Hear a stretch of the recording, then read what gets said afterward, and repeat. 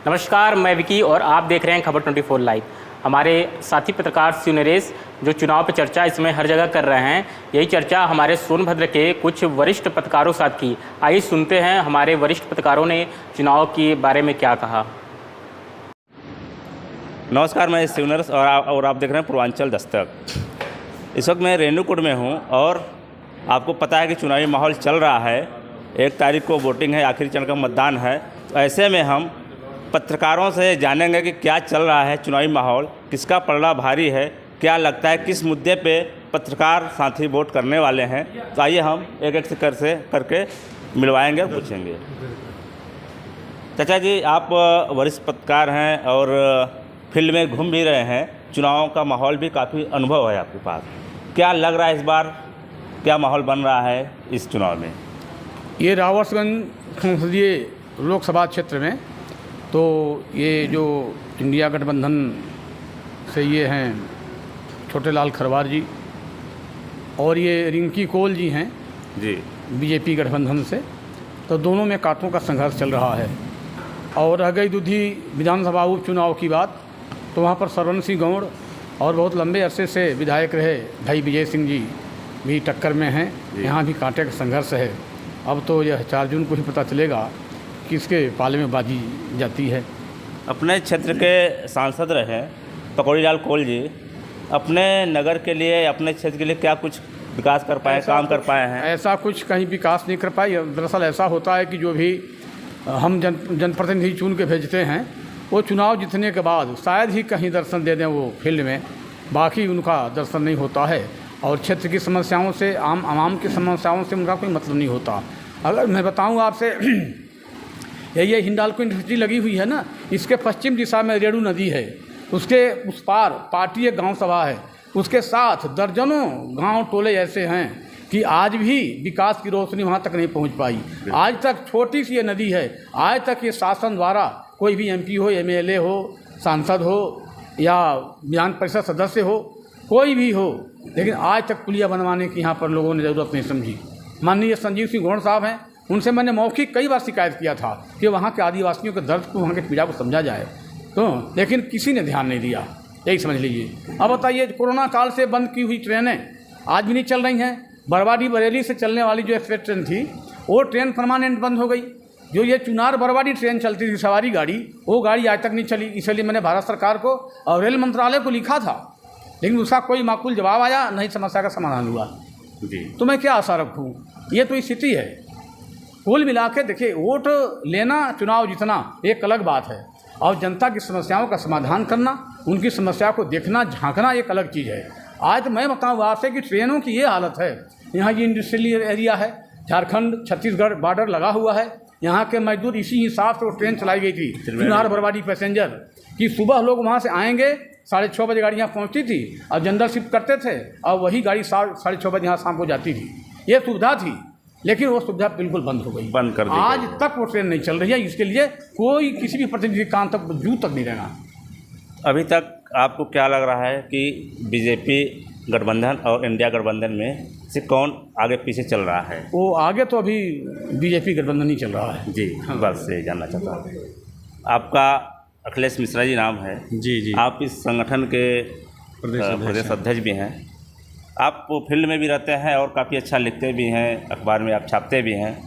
तो इस चुनावी माहौल में जी क्या आप एनालिसिस कर पाए, क्या लग रहा है किस बार किसका पलड़ा भारी? संघर्ष तो इन दोनों पार्टियों में है, इंडिया गठबंधन और अपना दल के रिंकी कौल में जी। इस संसदीय क्षेत्र में रह गई बात विकास की, तो पकौड़ी कौल जी लगातार दूसरी क्या तीसरी बार एक तरह से बनते जा रहे हैं। बनने उनके परिवार से ही है, रिंकी कौल उनकी बहू है, और पकौड़ी कौल जी का निष्क्रिय भूमिका रहा क्षेत्र के विकास के लिए। इस आदिवासी बाहुल्य क्षेत्र के लिए उन्होंने कुछ भी नहीं किया। यहाँ तक कि ये संस्थान है जो यहाँ पे हिंडाल्को, यहाँ पर भी कुछ समस्या था श्रमिकों का, इस पर भी उन्होंने कुछ नहीं किया।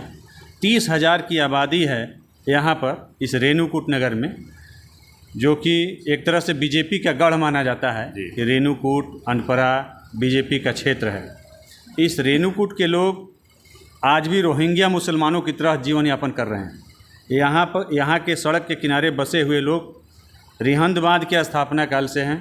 यहाँ पर अस्पताल की सुविधा नहीं है, किसी का मृत्यु प्रमाण पत्र नहीं बन पाता है, जन्म प्रमाण पत्र तक नहीं बन पाता है। अब ऐसे में लोग परेशान हैं। ये समस्या किससे कहें?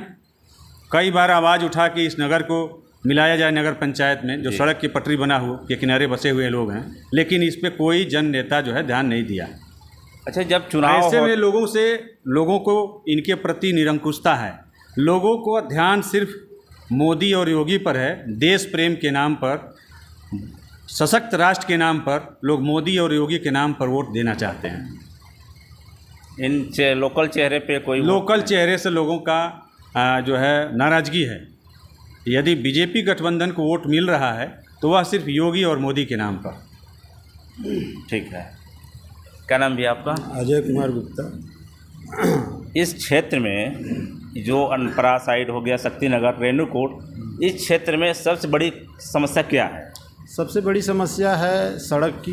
पहला जी, आए दिन घटनाएं होती रहती हैं, इस पे कोई ध्यान नहीं दिया जा रहा है।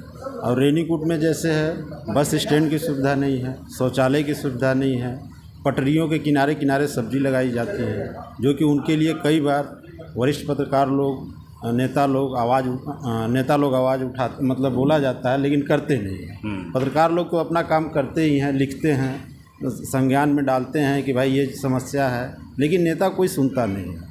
इस समय भाजपा की लहर है, भाजपा की लहर में ये लोग जीत जाते हैं, लेकिन ये जो भी सांसद प्रत्याशी हैं कोई काम के नहीं, कोई काम के नहीं है। और इन लोगों से कहना भी बेकार है, क्योंकि सुनते तक नहीं है।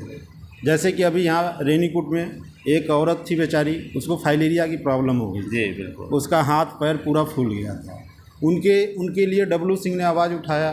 डब्लू सिंह ने बोला कि भाई सरकारी फंड से कुछ चंदा दे दिया जाए, इसका इलाज हो जाए, लेकिन उसके लिए कुछ नहीं, कोई आवाज़ नहीं, कोई सुनवाई नहीं, कोई काम के नहीं, कोई काम के नहीं है। और इन लोगों से कहना भी बेकार है, क्योंकि सुनते तक नहीं है। जैसे कि अभी यहाँ रेणुकूट में एक औरत थी बेचारी, उसको फाइलेरिया की प्रॉब्लम हो गई। जी बिल्कुल। उसका हाथ पैर पूरा फूल गया था। उनके लिए डब्लू सिंह ने आवाज़ उठाया। डब्लू सिंह ने बोला कि भाई सरकारी फंड से कुछ चंदा दे दिया जाए, इसका इलाज हो जाए, लेकिन उसके लिए कुछ नहीं, कोई आवाज़ नहीं, कोई सुनवाई नहीं। वो रिंकी कॉल के पास भी गए थे कि आप चल के देख लीजिए। कैमरे से आने से कतरा रही थी, वो भाग रही थी। तो ऐसे में जनता कैसे लोगों को चुने? फिर जनता तो मैं तो क्या बोलूं, जनता सबसे बड़ा बेवकूफ़ है, जो कि इन लोगों को बनाती है ऐसे लोगों को। अब मजबूरी भी है, मजबूरी ये है कि क्या करेंगे, दो ही पार्टियां हैं, एक भाजपा एक कांग्रेस है, जाए तो कहाँ जाए। कोई अच्छा कैंडिडेट इधर से खड़ा नहीं हो पाता है, या ये लोग खड़ा नहीं करते हैं। एक तो इधर का जो क्या कहते हैं सीट है, वो SC सीट है। कोई मतलब कि पढ़ा लिखा व्यक्ति अच्छा नहीं बन पाता है, उसके वजह से भी दिक्कतें होती हैं। इस चुनाव और लोकसभा में बोल नहीं पाते हैं जो लोग इधर से बनते हैं। इस चुनाव पर आपका क्या एनालिसिस है, क्या लग रहा है, किसका पलड़ा भारी? देखिए 50-50 का चांस है। इधर से भाजपा का भी तगड़ा लहर है, सपा का भी है, उनके भी प्रत्याशी अच्छे ही हैं। छोटे लाल खरवार जो कि भाजपा में ही थे पहले, इस समय सपा में चले गए हैं। दोनों का 50-50 चांस है। उम्मीद है कि भाजपा निकल सकती है। पिछली बार सांसद रहे पकड़ीलाल कोल जी, उनके बारे में, उनके कार्यकाल को लेकर कैसा? उनके कार्यकाल में तो भाई समस्याएं हुई हैं। उन्होंने पंडित जी और क्षत्रिय लोगों को कुछ अनाप शनाप बोले थे, जिससे कि उससे लोग नाराज़ थे। पंडित जी और क्षत्रिय लोग नाराज़ थे, इसके वजह से हमें लगता है कि उनको टिकट भी नहीं दिया गया। उनकी बहू को टिकट दिया गया, जो कि रिंकी कोल हैं, और वो भी उस हिसाब से सर्वाइव नहीं कर पा रही हैं जिस हिसाब से करना चाहिए। जी खासा नाराज़गी देखने को मिल रहा है।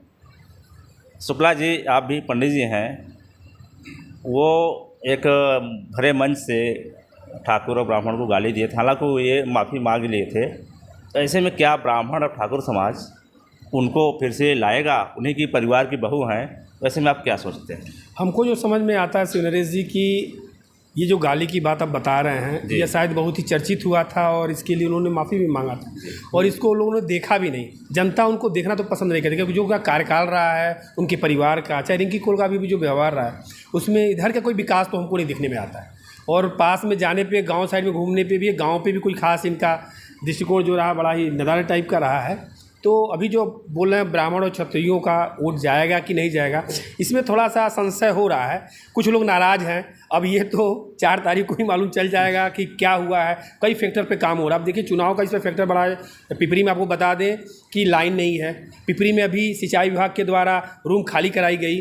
तो ये कई फैक्टर हैं जिस पे कि इनको दागित कर सकता है, इनको पीछे भी कर सकता है। ऐसा नहीं कि ये ले जा सकते हैं और ऐसा भी नहीं कि वो हार सकते हैं। लेकिन रही बात कि अभी ये 4 तारीख को ही मालूम चल पाएगा, क्योंकि पिपरी की जनता भी मैंने बात किया, पिपरी की महिलाओं से बात किया, तो आज सबसे बड़ा जो ज़रूरत की चीज़ है बिजली। तो बिजली को लेके आज बिजली विभाग में बहुत ही परेशानी 1 हफ्ते से हो रहा है। ट्रांसफार्मर का इधर फेरा फेरी, तो इससे तो जनता नाराज़ है। फिर सिंचाई विभाग के द्वारा जो रूम खाली कराई गई और जो प्रशासक के द्वारा बहुत ही दबंग तरीके से खाली कराई गई, इसको लेके फिर आज आयकल दुर्घटना जो हो रहा है सड़कों पे, उसको लेकर जनता में नाराज़गी है। और इस नाराज़गी को देखते हुए संशय बना हुआ है और बड़ा जो टक्कर है बड़ा द्वंद्वात्मक है। और कैसे कैसे वोट पड़ेगा ये तो 4 तारीख को ही क्लियर होगा, जब किस फैक्टर पे जनता काम जबकि पिपरी में बीजेपी का गढ़ है। सारे लगभग बड़े अधिकारी पदाधिकारी बीजेपी में ही रहते हैं, वो पिपरी में ही रहते हैं। पिपरी जो क्षेत्र है ना, वहाँ पे है गढ़, बात आपकी सही है। लेकिन जो इनका कार्य है भाजपा के कार्यकर्ताओं का जनता के प्रति बड़ा ही नीरस है। क्योंकि मैंने देखा था जब रूम खाली कराई जा रही थी तो जनता उम्मीद करती है, हमेशा नेता से उम्मीद करती है, हमेशा उन लोगों से उम्मीद करती है कि वो हमें बचाए, पत्रकारों से, नेता से। जनता बड़ी भोली होती है। तो जनता जब उम्मीद की तो वहाँ पे ना कोई पत्रकार गया, और पत्रकार तो गए, कवरेज कर रहे थे, उसमें हम भी थे और हमारे पांडे जी भी थे, सभी उनकी टीम थी। लेकिन वहाँ जो नेताओं का जो कार्य था बड़ा नीरस था। तो जनता बड़ा ही आक्रोशित है और हमको लग रहा है कि जनता उसका बदला लेती है कि नहीं लेती है, वो 4 तारीख को बताएं। आप भी ग्रामीण इलाकों में घूमते रहते हैं, आप भी इस चीज़ का एनालिसिस कर रहे हैं, तो क्या लग रहा है अगर एक लाइन में बात किया जाए तो कौन जीत रहा है इस बार? नहीं, जीतने में तो हम नहीं बता सकते कौन जीत रहा है, लेकिन इतना है कि नाराज तो है। चलिए अब देखिए, अगर जीत जाती हैं तो सौभाग्य, और नहीं जीते तो ये फैक्टर काम कर गया। आप विवेक पांडे जी हैं, आप रापड़गंज से बिलोंग रखते हैं। आप के पास कई तरह के लोग आते हैं, आप वकील हैं चूँकि, तो कई पीड़ित आते हैं, गरीब आते हैं, कई लोग तरह के आते हैं, और आप रापड़गंज में रहते हैं। उधर का क्या माहौल बन रहा है चुनाव में?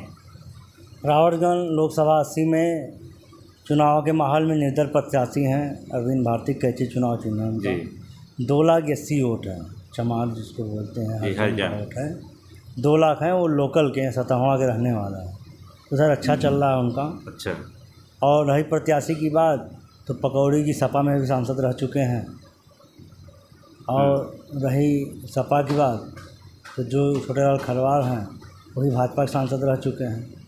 तो दोनों तो एक दूसरे में रह चुके हैं। तो आप कैसे दोनों में आप छान पाएंगे कि कौन सही है कौन गलत है?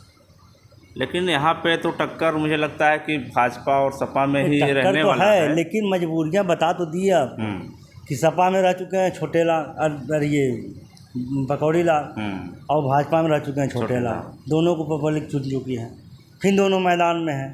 तब दोनों में से किसी एक को ही देना है। पंडित जी लोग को छोटेलाल भी करके आ चुके हैं, मुकदमा कर चुके हैं, पकौड़ी लाल भी कर चुके हैं। तो क्या पंडित जी लोग कहाँ जाएँ? तो फिर क्या बन रहा है? देना ही पड़ेगा। निर्दल प्रत्याशी क्या उधर से निर्दल प्रत्याशी का माहौल चल रहा है। अच्छा, नोटा चलेगा।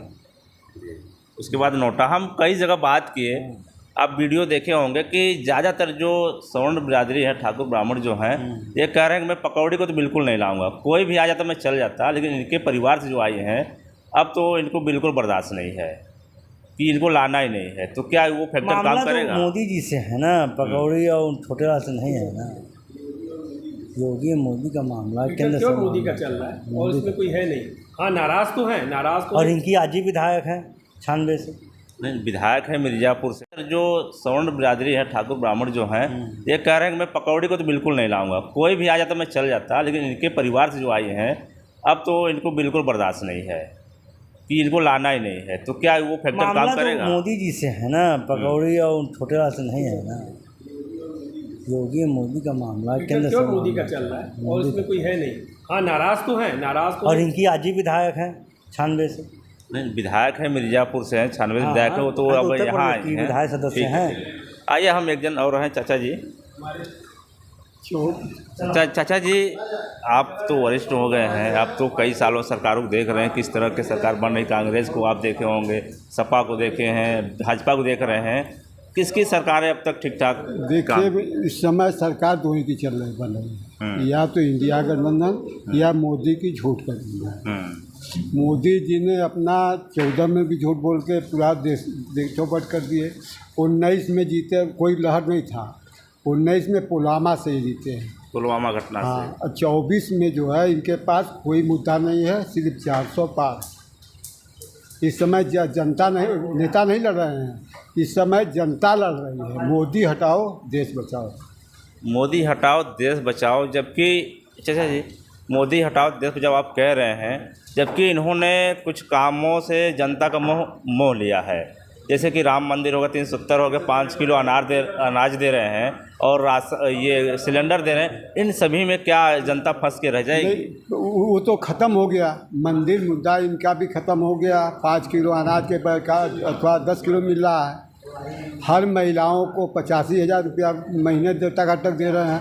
ये टकाटक खटाखट मंगलसूत्र यही सब मुजरा, इन्हीं का माने इनके पास कोई जनता के लिए कोई मैनिफेस्टो नहीं है। सिर्फ मुजरा घोषणा माने सब इनका जो है खाली यही चला। ये खुद परेशान है, घूर घूर के बनारस आ रहे हैं। बनारस में अगर जितबो करेंगे तो ज़्यादा मार्जिन से नहीं जीतेंगे। तो क्या लग रहा है इस बार की? कोई कहा नहीं जा सकता। 24 के जो है तो अभी तो जनता बदलेगी सरकार।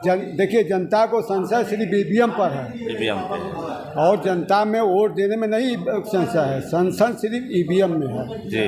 कि इनके पास ये है कि ईवीएम से अब जीत जाएंगे। उनके कार्यकर्ता भी ये जानते हैं कि हम ईवीएम से जीत जाएंगे। ईवीएम इनका यही पर 400 पार जो है ईवीएम जिता रही है। ऐदा पारी कोई ईवीएम काम नहीं करेगा। नहीं तो ईवीएम से क्या मतलब? ईवीएम तो अपना सही बताता है ना। कहा भाई, मैं शंका जो है 400 पार जो ईवीएम पर है ना जी। भाजपा के लोग इस पे भी सरकार को काम करना चाहिए। जो ईवीएम के ऊपर शंका है, जनता का जो भरोसा है लोकतंत्र पे, वो जो भरोसा डिगमिगाते नजर आता है। इसमें भरोसा दिलाना चाहिए कि हम आपका जो वोट पड़ रहा है वो सही जगह जा रहा है, जहाँ आप दे रहे वहीं जा रहा है। ईवीएम का जो लफड़ा है, मैं ज़्यादा लोगों से मिलता हूँ, पूछता हूँ, कहते हैं कि ईवीएम जिसकी चाहे सरकार बना दे। क्यों? संख्या आपको जनता में शंका है भाई। नेता तो बोल नहीं रहे हैं ईवीएम पर, जनता बोल रही है ना। तो आप जो है तो कोर्ट में क्यों जा रहे हैं? आप सीधे भाई तो आप बैलेट पेपर से करा दीजिए, नहीं तो पर्ची निकलवा लीजिए, उससे आप करवाइए। चलिए ठीक है। तो आप इस तरह देख रहे थे, आज पत्रकारों के साथ हमारी एक मीटिंग थी, चर्चा थी चुनाव पे। क्या कुछ कहे पत्रकार आपके सामने है। फिलहाल के लिए इतना ही, फिर कल मिलेंगे किसी और के साथ।